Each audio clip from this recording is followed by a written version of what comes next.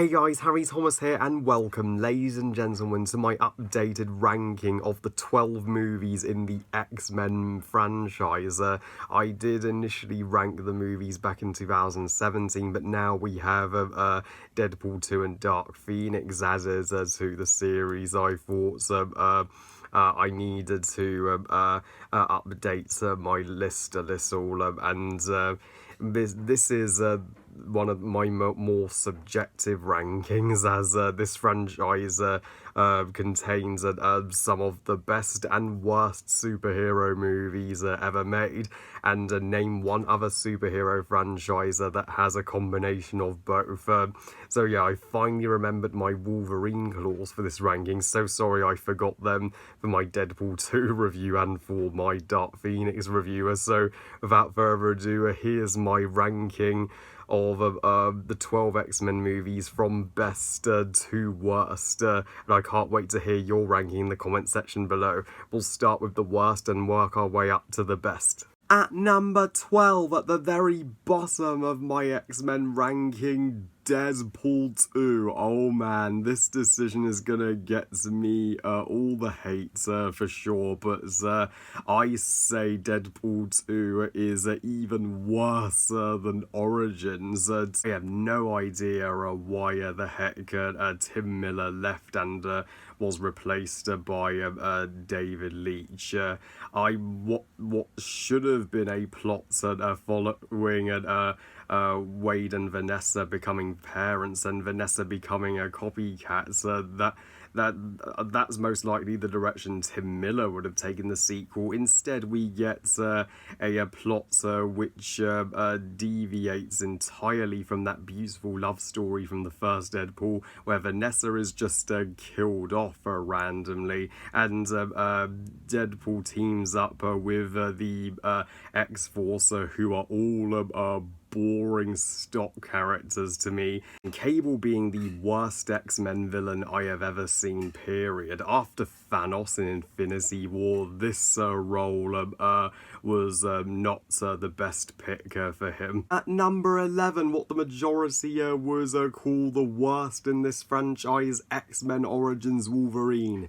10 years old, and this movie still sucks, and it is totally wasted potential. Aside from Sabretooth getting at least some development with his relationship with Logan, why would this movie just skip by the compelling stuff like Logan fighting in the American wars in a montage that's faster than Quicksilver himself, in favour of a excruciatingly boring and predictable revenge story? The Blob is just a joke, and I'm sorry, that is not Deadpool, that is a imposter. At number 10, The Last Stand, hands down the weakest of the original X-Men trilogy, but not the atrocity that every X-Men fan makes it out to be. It's just Brett Ratner doesn't get X-Men like Bryan Singer does. Bryan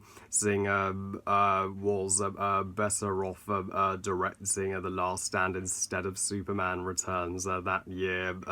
This movie is telling two different storylines at once, with the Cure to the Dark Phoenix storyline. So the Dark Phoenix feels rushed, unlike in the Dark Phoenix movie, and the Angel serves literally no purpose, and this movie gives Cyclops and Jean Grey such offensive and anticlimactic send-offs. Though what does it have going for it? Meg Jansen is magnificent as Jean Grey, and the fight in the Grey House is the best fight scene in the entire movie, and as well as Magneto lifting the Golden Gate Bridge. That is a true spectacle. At number 9, The Wolverine, one of the most overhated and underrated X-Men movies, and a worthy follow-up to The Last Stand. Logan film goes on a emotional journey this time which you care about, and the Japanese setting does make a change. It is extraordinary, and Viper is my personal favourite character in this movie. Yeah, boy is she a hottie, and she's the X-Men version of Poison Ivy, and she's that seductive. Though there was no need to make the other girl who pals around with Logan his new love interest, because I felt no chemistry, and Yashin is one of the most forgettable and throwaway villains I've ever seen. At number 8, X-Men, the first movie that started it all. 19 years later, this is still a super underrated and revolutionary superhero movie at the time that kickstarted the long-running superhero franchises we have today. This and Spider-Man were the most revolutionary for their time. I love how this movie deals with the idea of mutants just fighting for acceptance in society. A similar conflict to wizards versus humans in Harry Potter, just with superheroes instead of mutants, and Rogue being my favourite character here, plays superbly by Anna Paquin. I felt so sorry for Rogue when she kisses her boyfriend and unintentionally hurts him. I just wanted to give her a huge hug, though the villain Sabretooth is nothing, but that's the one nitpick. At number 7, X-Men First Class. Now, this is the reboot which piqued everybody's interest in X-Men again after they thought the franchise is dead and buried after that's a disgrace that was Origins, but thankfully James McAvoy and Michael Fassbender make for such flawless recasting as Charles Xavier and Eric, Professor X and Magneto, that they live up to Patrick Stewart and Ian McKellen, if not surpass them. We even get a powerful backstory with Magneto and his mother in the concentration camps. January Jones as Emma Frost, freaking gorgeous. She is terrific, and that climax on the beach is a sensational one, to say the least. And also Kevin Bacon surprisingly makes for a intimidating antagonist. He should play villains more often. At number 6, X-Men 2, or X-Men United. This was for its time the greatest superhero sequel of all time. That did show to audiences that superhero sequels can top their predecessors.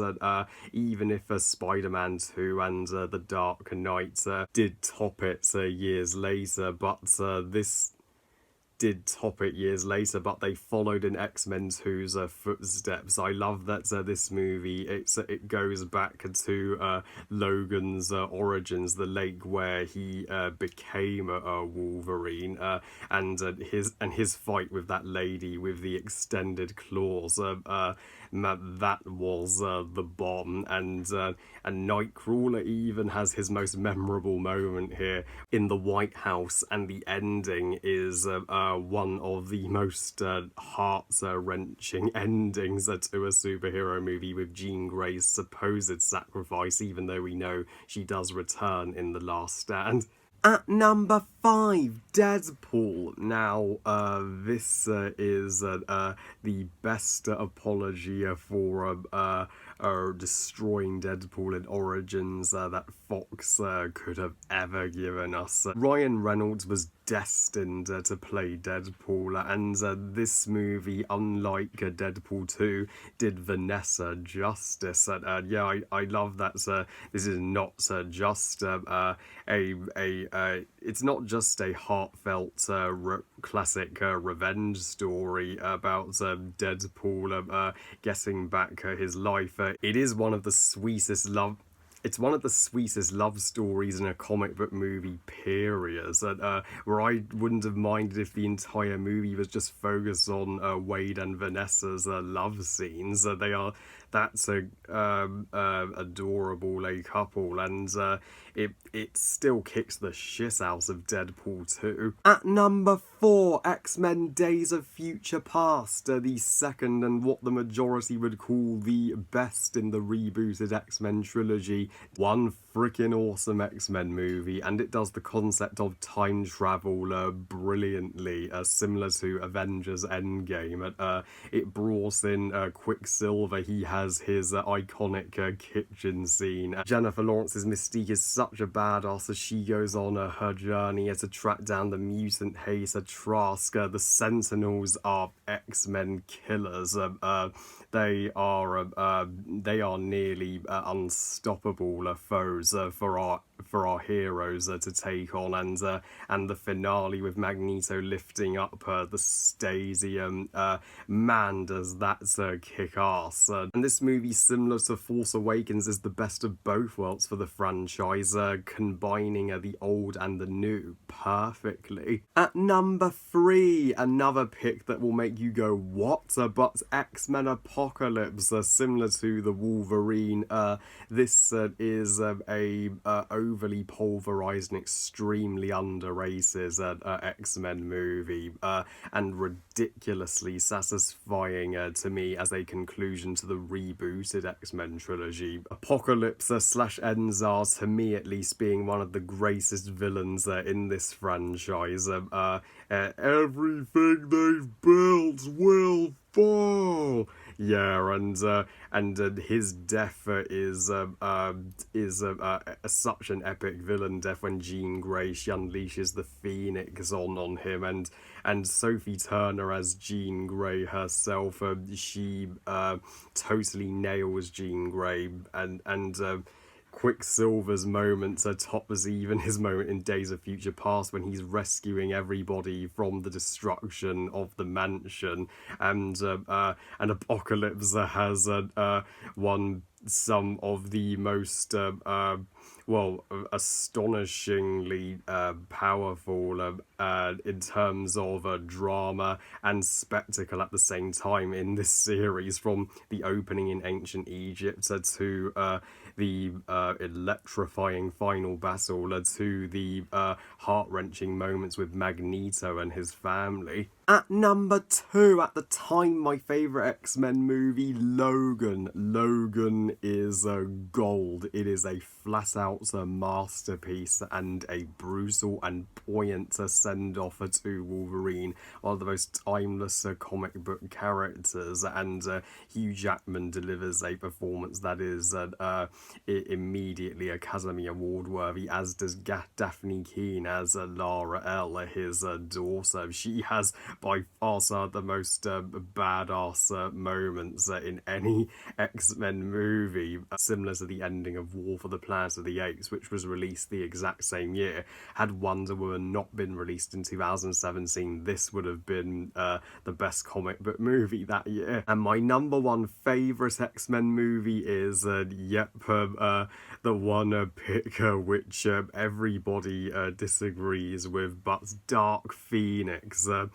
I am overjoyed that this underrated epic superhero masterpiece, which is now one of my top 10 favourite superhero movies of all time, is smashing it at the box office, even with all of the backlash it is receiving from the critics.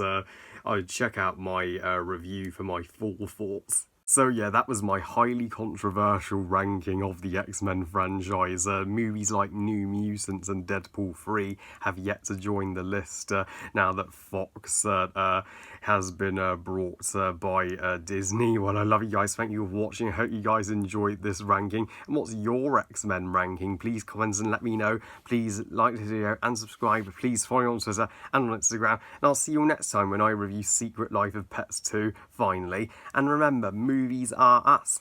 Bye, guys.